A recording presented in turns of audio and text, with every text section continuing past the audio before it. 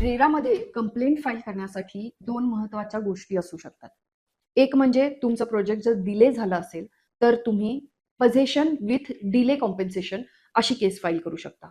आणि दुसरं म्हणजे जर तुमचं प्रोजेक्ट डिले झालंय आणि तुम्हाला आता तो फ्लॅट नकोय, तर तुम्ही कॅन्सलेशन ऑफ फ्लॅट यासाठी कंप्लेंट फाईल करू शकता. आता आपण पहिल्यांदा डिले पोझेशन विथ इंटरेस्ट किंवा डिले पोझेशन विथ कॉम्पेन्सेशन यावरती बोलूया.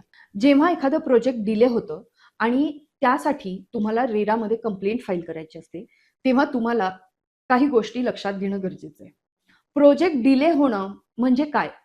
तर प्रोजेक्टला जी कंप्लीशन डेट दिलेली असते, जी कंप्लीशन डेट तुमच्या अग्रीमेंटमध्ये असते, ती कंप्लीशन डेट उलटून गेल्यानंतर त्या प्रोजेक्टला डिले झालंय असं समजावं. आता त्या डेट बरोबर तुमच्या अग्रीमेंटमध्ये ज्या क्लॉजमध्ये पोझेशनची डेट दिलेली आहे, त्या डेट बरोबर ग्रेस पिरियड देखील लिहिलेला आहे का हे चेक करावं. ग्रेस पिरियड म्हणजे डिले पोझेशनची एक डेट आणि त्याच्यानंतर काही 6 महिन्याचा, 1 वर्षाचा असा ग्रेस पिरियड पकडलेला असतो आणि त्याच्यानंतर तुम्हाला पोझेशन दिलं जाईल असं लिहिलेलं असतं. मग हा क्लॉज तुमच्या अग्रीमेंटमध्ये आहे का हे चेक करणं गरजेचं आहे. पोझेशन डेट विथ ग्रेस पिरियड असं जर का लिहिलेलं असेल, तर तुमची पोझेशन डेट ही त्या एक्झॅक्ट दिलेल्या डेट पासून 6 महिने पुढचा ग्रेस पिरियड पकडून मग तुम्ही 6 महिन्यानंतरची डेट ही तुमची पोझेशन डेट पकडली जावी. त्या डेट नंतर तुम्हाला ऍक्च्युअल पोझेशन मिळेपर्यंत किंवा तुमच्या प्रोजेक्टला ओसी येऊन बिल्डरनी तुम्हाला कंप्लीशन सर्टिफिकेट पाठवल्यापर्यंतचा जो काही काळ आहे, तो तुमच्या पोझेशनला डिले झालेला आहे असं मानण्यात येतं किंवा असा हा कायदा आहे. जेव्हा तुम्ही डिले पोझेशनची कंप्लेंट फाईल करता, तेव्हा तुमच्या अग्रीमेंट मधली डेट आणि ग्रेस पिरियड हा तुमचा पोझेशनचा पिरियड पकडला जातो. म्हणजेच ग्रेस पिरियडच्या नंतरची जी तारीख येईल, ती तारीख तुमची पोझेशनची तारीख गृहीत धरली जाते. ग्रेस पिरियड हा किती असायला लागतो किंवा ग्रेस पिरियड हा कमीत कमी किती ग्राह्य धरला जातो? माझ्या अनेक व्हिडिओमध्ये आणि असंख्य लोकांना हा प्रश्न पडतो आणि मी असंख्य लोकांना ह्याचं उत्तर देते. म्हणूनच पर्टिक्युलरली आज हा व्हिडिओ बनवतेय आणि या व्हिडिओत आज मी क्लिअर करणार आहे की तुम्हाला ग्रेस पिरियड किती पकडला जातो किंवा तुम्ही ग्रेस पिरियड किती कॅल्क्युलेट करायचा. फॉर एक्झाम्पल, डिसेंबर 2024 ही कंप्लीशन डेट लिहिलेली आहे. मात्र बऱ्याच बिल्डरच्या अग्रीमेंटमध्ये पोझेशन डेटला पुढे ग्रेस पिरियड दिलेला असतो आणि तो ग्रेस पिरियड 2 वर्ष, 1 वर्ष, 1.5 वर्ष असा लिहिलेला असतो. आता जर का अग्रीमेंटमध्ये फॉर एक्झाम्पल डिसेंबर 2024 ही पोझेशन डेट लिहिलेली आहे आणि त्याच्या पुढे 1 वर्षाचा ग्रेस पिरियड लिहिलेला आहे, म्हणजे ती पोझेशन डेट ऍक्च्युअली होते डिसेंबर 2025 आणि तुम्हाला अजूनही म्हणजे जून 2026 पर्यंत पोझेशन मिळालेलं नाही. मग अशा वेळेस कंप्लेंट फाईल करताना तुमचा ग्रेस पिरियड जो अग्रीमेंटमध्ये 1 वर्षाचा लिहिलेला आहे, तो लिगली 1 वर्षाचा पकडण्याच्या ऐवजी अथॉरिटी स्वतःच्या डिस्क्रिशनरी पॉवर्समध्ये आणि मोफामध्ये ग्रेस पिरियडची जी डेफिनेशन दिली आहे त्याप्रमाणे तो 6 महिन्याचा कॅल्क्युलेट करतात.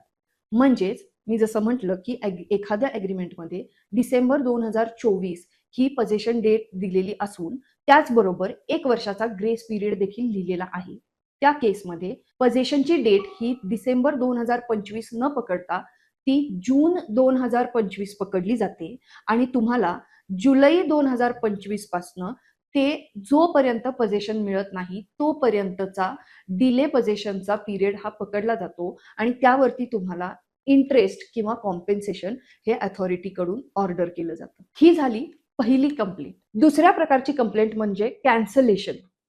बऱ्याच वेळेला आपल्या प्लॅनिंग प्रमाणे किंवा बरेच त्यावरती फायनान्शियल कंडिशन्स अवलंबून असतात आणि आपण बिल्डरनी आपल्याला एक डेट सांगितलेली असते, आपल्या अग्रीमेंटमध्ये पोझेशनची एक डेट लिहिलेली असते आणि त्या डेट नंतरही ती डेट उलटून गेल्यानंतरही प्रोजेक्टच्या कन्स्ट्रक्शनची स्टेज आपल्याला पाहिजे तेवढी झालेली नसते किंवा प्रोजेक्ट कंप्लीट होईल असं दिसत नसतं आणि फायनान्शियल क्रायसिस येतात, बरेच काही प्रॉब्लेम्स येतात आणि आपल्याला तो फ्लॅट कॅन्सल करण्याशिवाय दुसरा पर्यायच राहत नाही आणि म्हणून बरेच लोक प्रोजेक्ट डिले झाल्यामुळे कॅन्सलेशन ऑप्ट करतात किंवा कॅन्सलेशनसाठी रेरामध्ये कंप्लेंट फाईल करतात.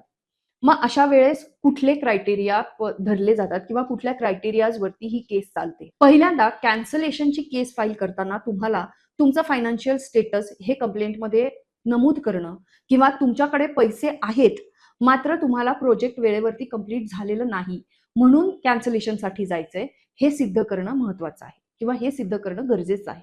जर तुम्ही कॅन्सलेशनसाठी कंप्लेंट फाईल केली आणि बिल्डर हे सिद्ध करण्यात यशस्वी ठरले की तुमच्याकडे पैसे नाहीयेत म्हणून तुम्ही कॅन्सलेशनला जाताय तर तुम्हाला कॅन्सलेशनचा इंटरेस्ट मिळणार नाही. उलट तुमच्याच अमाऊंट मधून तुम्ही दिलेल्या पैशामधून कॅन्सलेशनचे चार्जेस डिडक्ट करून बिल्डर तुम्हाला उरलेले पैसे देणं लागतात किंवा देऊ शकतात. म्हणून आपण फायनान्शियल प्रॉब्लेम्समुळे किंवा आपण बिल्डरला पुढचे पैसे देऊ शकत नाही आहोत म्हणून कॅन्सलेशनला जातोय हे आणि असं होता कामा नये किंवा अशी केस असेल तर स्वतःहून कॅन्सलेशनची कंप्लेंट फाईल करणं चुकीचं ठरेल. त्यामुळे तुम्ही प्रोजेक्ट डिले झालाय म्हणून कॅन्सलेशनसाठी जाताय हे त्या कंप्लेंट मधनं तुम्हाला प्रूव्ह करणं गरजेचं आहे. आणि असं जर का तुम्ही प्रूव्ह करू शकलात तर महारेराकडून कॅन्सलेशनवरती इंटरेस्ट तुम्हाला मिळून तुमच्या केसमध्ये ऑर्डर होऊ शकते. त्यामुळे रेरामध्ये 2 प्रकारच्या कंप्लेंट्स तुम्ही डिलेसाठी फाईल करू शकता. पहिलं म्हणजे पजेशन विथ डिले इंटरेस्ट आणि दुसरं म्हणजे कॅन्सलेशन विथ इंटरेस्ट. धन्यवाद.